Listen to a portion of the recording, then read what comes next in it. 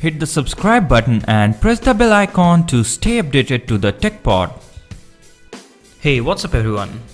Out of my curiosity, I wanted to read the deleted WhatsApp messages, and yes, I did it.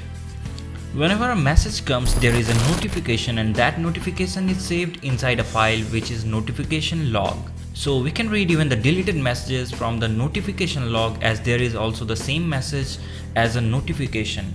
To make things simpler, you just need to go to Play Store and download this app WhatsApp Removed. It will specifically read the notifications of WhatsApp. Just install it and then open it, and you are ready to go.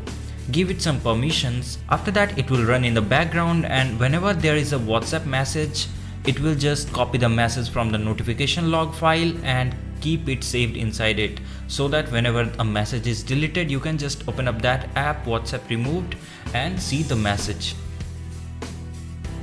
So this is very simple trick, and if you like this video, do share this with your friends. Thanks for watching this video, and if you have not yet subscribed to my channel, do it right now.